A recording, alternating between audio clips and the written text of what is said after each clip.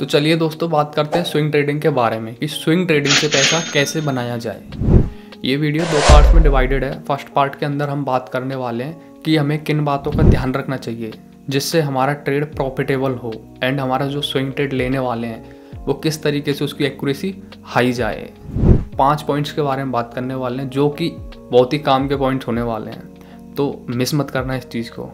Second part के बारे में बात करेंगे कि स्विंग ट्रेड कैसे लेना है, विद प्रैक्टिकल बताएंगे चार्ट्स पे जाके कैसे एग्जिट करना है, कैसे एंटर करना है एंड कब एग्जिट मारना है, स्टॉप लॉस कब लेना है कब नहीं लेना, बिल्कुल डिटेल्स में जानने वाले हैं सब कुछ। तो वीडियो में लास्ट तक बने रहिए। तो चलिए स्टार्ट करते हैं आपकी इजाज़त के बिना फर्स्ट टॉपिक को। सबसे पहले ये देखते हैं कि स्विंग ट्रेडिंग होता क्या है। स्विंग ट्रेडिंग एक तरीके का ट्रेडिंग है जिसके अंदर ट्रेडर्स स्टॉक्स, कमोडिटी, करेंसी या अन्य सिक्योरिटी को कुछ दिन के लिए या कुछ हफ्तों के लिए होल्ड करते हैं ताकि उन्हें शॉर्ट टर्म में प्राइस मूवमेंट का फ़ायदा मिल सके।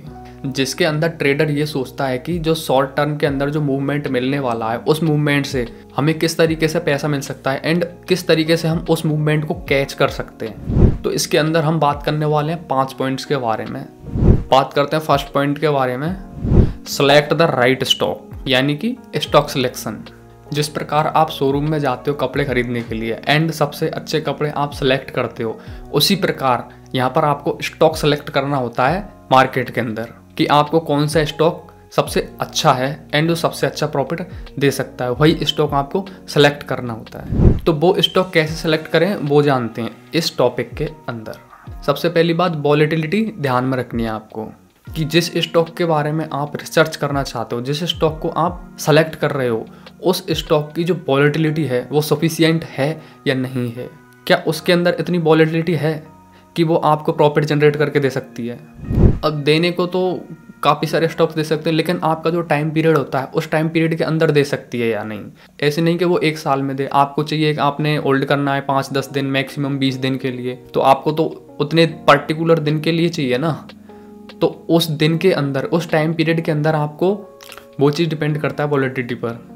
तो वॉलेटिलिटी ज़रूरी होनी चाहिए। एक और फैक्टर आता है लिक्विडिटी का।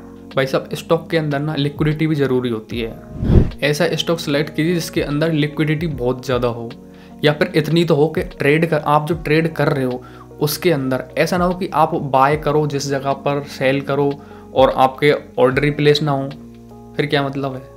आपने बाय कर लिया लेकिन आप एग्जिट करने जा रहे हो या क्लोज कर रहे हो पोजीशन, प्रॉफिट बुक कर रहे हो, आपका प्रॉफिट बुक नहीं हो रहा या फिर आप जिस पर्टिकुलर प्राइस पे कर रहे हो उससे थोड़ा दूर हो रहा है, तो लिक्विडिटी भी होना बहुत ज़रूरी है इसके अंदर। क्योंकि हाई लिक्विडिटी होती है ना तो उसके अंदर ट्रेडर्स जल्दी से जल्दी एग्जिट एंड एंट्री कर सकता है विद इन प्राइस रेंज, मतलब डिफरेंस, हल्के से डिफरेंस भी कर सकता है।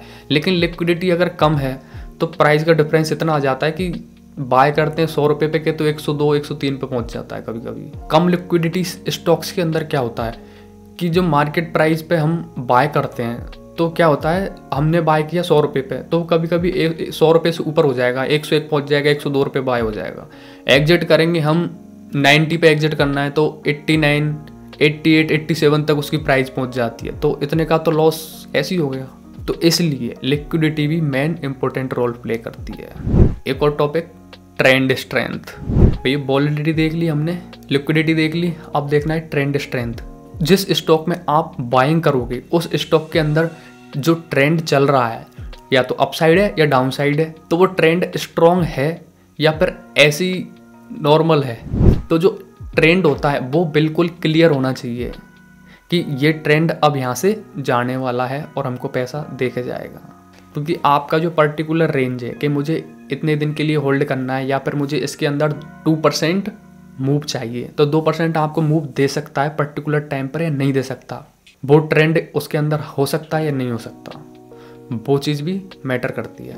अब बात करते हैं टेक्निकल एनालिसिस सिग्नल्स के बारे में। आपने जिस स्टॉक को सिलेक्ट किया है वो स्टॉक क्या सपोर्ट पर है या रेजिस्टेंस पर है या किसी ट्रेंड लाइन पर है या मूविंग एवरेज का कोई ब्रेकआउट दिया है या उसका प्राइस एक्शन डाउन साइड है या अप साइड है, वो चीज़ सारी की सारी चेक करनी पड़ेगी कि किस सपोर्ट को तोड़ा है, किस सपोर्ट को इसने तोड़ा है, किस रेजिस्टेंस को तोड़ा है या उस रेजिस्टेंस की साइड जा रहा है, सपोर्ट की साइड जा रहा है, कितना तगड़ा मूव दे सकता है या फिर ऐसा नहीं कि मार्केट सपोर्ट से निकल के रेजिस्टेंस के पास जा रहा है, रेंज है छोटी सी तो उसके अंदर आप ट्रेड नहीं कर सकते, तो ये चीज़ भी मैटर करती है। तो टेक्निकल एनालिसिस के अंदर आपको इंडिकेटर या फिर सपोर्ट रेजिस्टेंस प्राइस एक्शन सारी कुछ चीज़ें देख के आपको एनालिसिस करनी पड़ेगी। एक टॉपिक और आता है कैटलिस्ट।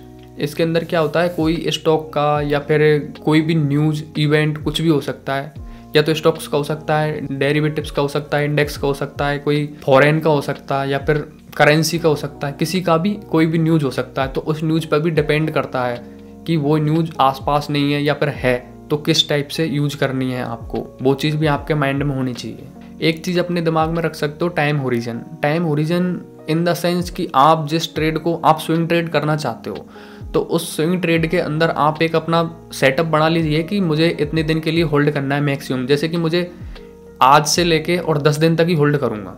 क्योंकि आप इस स्टॉक्स को देखना पास्ट में जाके कि ये जो स्टॉक हमने सेलेक्ट किया है वो एक मूव देता है, वो कितने दिन के अंदर दे रहा है। अगर वो 20 दिन के अंदर अंदर मूव दे देता है तो आपका टारगेट फिक्स होना चाहिए कि मुझे 20 दिन के अंदर तक ही इसके अंदर होल्ड रखना है। अगर 20 दिन से ज़्यादा होते हैं तो मैं इससे एग्जिट कर जाऊँगा। तो ये एक टाइम भी इंपॉर्टेंट रोल प्ले करता है, जिसको आप स्टॉक्स के अंदर बैक जाके चेक कर सकते हो, यानी बैक टेस्टिंग कर सकते हो। अब बात करते हैं second topic, research and analysis, market trends. अब सबसे बड़ी बात यह आती है कि आपने जो स्टॉक सेलेक्ट किया है उसका ट्रेंड बुलिश है यानी अपसाइड ट्रेंड है, तो क्या मार्केट का ट्रेंड डाउनसाइड है या अपसाइड है। तो ये सबसे बड़ा इंपॉर्टेंट चीज़ है। अगर निफ्टी ऊपर जा रहा है और आपका स्टॉक नीचे जा रहा है तो भैया लोचा हो सकता है कुछ ना कुछ। तो ये बात हमेशा याद रखना कि जिस साइड इंडेक्स जा रहा है उस साइड ही आपका स्टॉक जाना चाहिए, जिससे आपकी एक्यूरेसी डिक्रीज ना होगी। एंड इसके अंदर आपने जो स्टॉक सेलेक्ट किया है उस स्टॉक्स का इंडेक्स क्या परफॉर्म कर रहा है, उसका डायरेक्शन किधर है। जैसे कि आपने कोई बैंकिंग स्टॉक उठाया SBI, तब SBI आपने उठा लिया तो बैंक निफ्टी को भी देखना पड़ेगा, बैंक निफ्टी ऊपर जा रहा है कि नीचे जा रहा है, तो उसका ट्रेंड भी चेक करना जरूरी होता है। Technical analysis. टेक्निकल एनालिसिस आपको chart, graph, technical indicator, oscillator, moving average, trend line, support resistance and forecast future price, ये सारी चीज चेक करनी पड़ेंगी आपको, इंडेक्स की और स्टॉक्स की। माइक्रो इकोनॉमिक फैक्टर्स, ये भी रोल प्ले करती है, आपको आपका लॉस करा सकती है। इकोनॉमिक इंडिकेटर्स, इकोनॉमिक इंडिकेटर से क्या बोल रहे हैं, मार्केट ऊपर जाएगा नीचे जाएगा, गवर्नमेंट पॉलिसीज तो नहीं आने वाली हैं या गवर्नमेंट पॉलिसीज हैं उसके अनुसार किस तरीके से बिहेव कर सकता है market, interest rate, inflation, geopolitical events, ये इम्पैक्ट कर सकते हैं फाइनेंशियल मार्केट को। तो इनका भी एक ध्यान रखना जरूरी है, आपको माइंड में होना चाहिए इनकी न्यूज़ कब आ रही है, किस टाइम आ रही है, किस दिन आ रही है। अगर न्यूज़ आ रही है और आपका ट्रेड लगा हुआ है तो अगर मार्केट जैसी अपोजिट डायरेक्शन में निकले, एग्जिट करने के लिए तुरंत तैयार रहो। तो ये इकोनॉमिक फैक्टर्स भी बहुत ज़रूरी है। Third number, plan your trade. जिस प्रकार आप थाईलैंड या बैंकॉक जाते हो उसका प्लान बनाते हो, पूरा शेड्यूल होता है आपके पास कि किस दिन जाना है, किस दिन नहीं जाना, और कितने पैसे उठने वाले हैं और कितने लोग जाने वाले हैं। उसी प्रकार आप ट्रेडिंग में आप ट्रेडिंग कर रहे हो, यानी स्विंग ट्रेड कर रहे हो, इंट्राडे कर रहे हो, ऑप्शन ट्रेडिंग कर रहे हो, इन्वेस्टमेंट कर रहे हो, उसका भी एक प्लान जरूरी होना चाहिए। इसलिए सेट क्लियर गोल। तो इसके अंदर आपका गोल फिक्स होना चाहिए कि मुझे यहाँ पर एंट्री लेनी है, यहाँ पर एग्जिट लेना है, मेरी रिस्क इतनी है और मुझे इतने दिन के लिए होल्ड करना है और मुझे इतना प्रॉफिट चाहिए, मुझे इतना प्रॉफिट इसके अंदर मिल सकता है और इतना ही लेना है, ग्रीड नहीं करनी। तो ये पॉइंट्स हैं। Entry and exit strategy. अब एंट्री और एग्जिट के अंदर क्या होता है, जैसे कि हमने कोई स्टॉक में एंट्री मार ली, अब एंट्री मारने के बाद मार्केट प्रॉफिट में भी जा रहा है, लॉस में भी जा रहा है, कभी कभी अपने लॉस को हमने जहाँ स्टॉप लॉस लगाया है उस स्टॉप लॉस को ट्रेल नहीं करना, ये हमेशा याद रखना। ये गलती कभी मत करना कि स्टॉप लॉस को आप ट्रेल कर दो। ट्रेल करना है तो किसको करना है, प्रॉफिट को विद स्टॉप लॉस।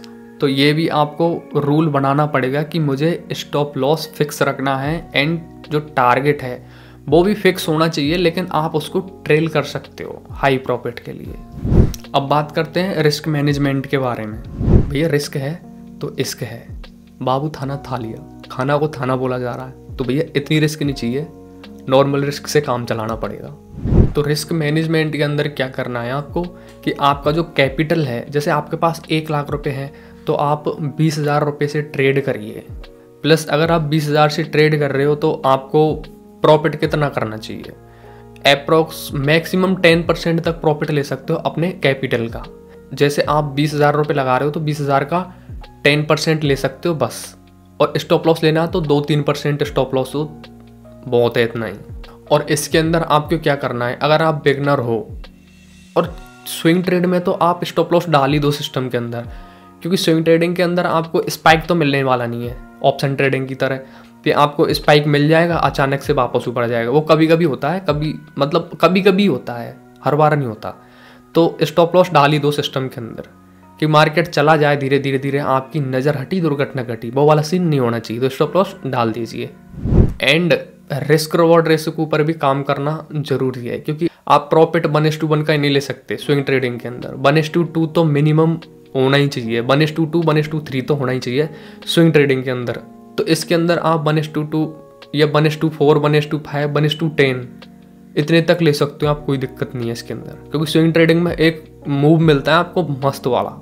कैसे लेना है कैसे नहीं लेना है वो हम बात करने वाले हैं इसके बाद में, यानी नेक्स्ट वीडियो में करेंगे, क्योंकि वीडियो लंबी होने वाली है और लंबी है, लेकिन पूरी चीज़ें एक्सप्लेन कर रहे हैं बिल्कुल तरीके से, तो कोई दिक्कत वाली बात नहीं है, सहलो थोड़ा सा। Monitor market condition.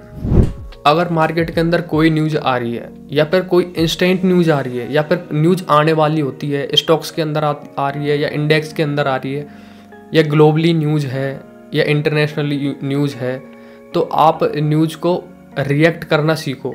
अगर न्यूज़ आ गई और मार्केट के अंदर मूवमेंट आपके अपोजिट डायरेक्शन में जा रहा है तो ट्रेड को मैनेज करना जरूरी है उस टाइम पर, या तो एग्जिट करना है या फिर आपको रिस्क रिवॉर्ड रेशियो के अनुसार काम करना है। प्रॉफिट उस टाइम छोटा ले सकते हो। 4th नंबर पर बात करते हैं पेशेंस एंड डिसिप्लिन। भैया यही तो नहीं होता, पेशेंस यही तो नहीं है हमारे अंदर। पेशेंस को कैसे कंट्रोल किया जाए, डिसिप्लिन तो फिर भी रख लेंगे, लेकिन पेशेंस ही तो नहीं है, यही तो दिक्कत है मैन। भैया ये दिक्कत मेरे अंदर भी थी, मैंने भी बहुत लॉस किया, पेशेंस नहीं था, अभी भी हो जाता है मेरा कभी कभी पेशेंस खत्म। Patience is the main important की ऑफ ट्रेडिंग। पेशेंस रखना तो बहुत जरूरी काम है। तो इसके अंदर है waiting for the right setup. तो आपको क्या करना है, आपका सेटअप है, आपको सेटअप करना है कि मुझे रेजिस्टेंस एंड सपोर्ट जैसी ब्रेक होता है या फिर मार्केट सपोर्ट पर आता है और सपोर्ट से पुल बैक जाता है मार्केट, उसी टाइम पे एंट्री लूंगा मैं, उससे पहले एंट्री लूंगा ही नहीं। चाहे मार्केट सपोर्ट पर आ गया एंट्री नहीं लेनी, सपोर्ट से जाके गया और फिर प्राइस एक्शन बनाया तब जा रहा है वो रेजिस्टेंस के पास तो ट्रेड लूंगा, नहीं तो नहीं ले रहा मैं, बैठे रहो कोई दिक्कत नहीं है। तो इस तरीके से अपना माइंडसेट बना लो। तो वेट करो तरीके से, ये नहीं जगह जगह आपने बाय कर लिया यार एवरेज कर लूँगा यहाँ गया तो, अरे एवरेज करने वाली बात ही नहीं है। क्यों करना है एवरेज? एवरेज करने से तो आपका पैसा एक्स्ट्रा जाएगा और लॉस हो गया तो फिर लॉस भी डबल जाएगा। एवरेज करने वाली कोई बात ही नहीं है। ट्रेड करने के लिए राइट सेटअप ढूंढो, जरूरत ही नहीं पड़ेगी। जब तक आपको कन्फर्मेशन ना हो, बिल्कुल 2-3-4 जगह से कन्फर्मेशन लेके, यानी जगह का मतलब इंडिकेटर्स वगैरह, प्राइस एक्शन वगैरह, कैंडल स्टिक वगैरह जो भी आप यूज करते हो उनसे कंफर्मेशन लेके तब जाके आप ट्रेड एंटर करो। Following a trading plan. Trading plan follow करना भी बहुत ज़रूरी है। आपने ट्रेडिंग प्लान के अंदर कर रखा है कि ये चीज़ मुझे स्टेप्स फॉलो करनी है और आप उनमें से आधी फॉलो कर रहे हो, आधी फॉलो ही नहीं कर रहे। आपने अपने ट्रेडिंग प्लान के अंदर डाल रखा है कि मुझे 20 दिन से ज़्यादा होल्ड नहीं करना और आपको हो गए 30 दिन, 1.5 महीने होने वाला है। क्यों बैठे हो भैया? पैसा मिलने वाला था तो 20 दिन के अंदर मिल जाता है। इसी स्टॉक के अंदर पास्ट चार्ट में 20 दिन, 18 दिन, 15 दिन के अंदर टारगेट्स मिले हैं, तो क्यों 1.5 महीने वेट करना? 20 दिन बहुत हैं। अगर 15 दिन 20 दिन के अंदर उसको टारगेट मिले हुए हैं पिछली बार उस स्टॉक के अंदर, तो आप उतना ही वेट करिए, ज़्यादा वेट क्यों करना? तो फॉलो ट्रेडिंग प्लान्स। और जो ट्रेडिंग प्लान होना चाहिए वो आपका एकदम करेक्ट क्लियर होना चाहिए। ये नहीं कि उसके अंदर आपने कि ये प्लान मैं फॉलो करूँगा नहीं करूँगा, फालतू के ही लिख लिए, उसके अंदर 10-20 प्लान बना लिए। फिक्स रखो, एग्जैक्टली 8-10 पॉइंट उन्हीं के ऊपर वर्क करो, तरीके से स्ट्रिक्ट हो जाओ, पेनल्टी लगा लो अपने ऊपर। ये रूल फॉलो नहीं किया, ये ब्रेक कर दिया, मेरे ऊपर पेनल्टी है, 500 रुपये मैं दान कर दूंगा।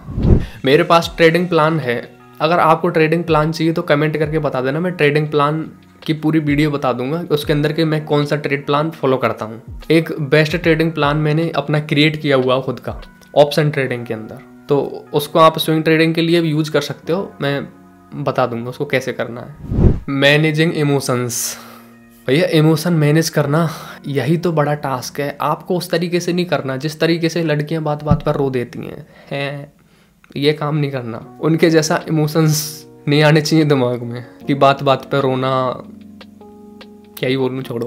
तो उस तरीके से नहीं करना, इमोशन पे कंट्रोल करना है अपने को ट्रेडिंग के अंदर, कि अपने को पैसा जनरेट करना है इसके अंदर फियर एंड ग्रीड से दूर रहना है, दूर रहना कि फेंक दो इनको, फियर एंड ग्रीड चाहिए ही नहीं अपने को। और उल्टे सीधे डिसीजन मत लो बीच में कि मार्केट यार बीच में कोई सेटअप बनाया है। बीच में सेटअप का मतलब कि आपने ट्रेड लिया सपोर्ट पर, अब सपोर्ट से जाने के बाद मार्केट अप ट्रेंड में है, जा रहा है, आपके फेवरेबल जा रहा है, आपके अनुसार मार्केट चल रहा है, लेकिन बीच में उसने कुछ इस टाइप की कैंडल बना दी कि मार्केट यहाँ से रिवर्स हो सकता है, उस टाइप का पैटर्न बना दिया, तो भाई उस पैटर्न के अनुसार हर जगह जगह जगह पर रिएक्ट करना ये भी गलत है। मार्केट एक बार चल दिया, सपोर्ट टच करके गया है तो सीधी सी बात है वो निकल जाएगा। जो बीच का जो प्राइस एक्शन होता है, जो एक पर्टिकुलर जगह होती है सपोर्ट और रेजिस्टेंस, तो इस सपोर्ट और रेजिस्टेंस के बीच में अगर मार्केट कहीं भी प्राइस एक्शन बना रहा है तो उस प्राइस एक्शन के फेल होने के चांसेस बहुत ज़्यादा होते हैं। तो ऐसी दिक्कत वाली बात नहीं होती कि मार्केट यहाँ से रिवर्स हो जाएगा। अपने ट्रेडिंग प्लान को फॉलो कीजिए तरीके से।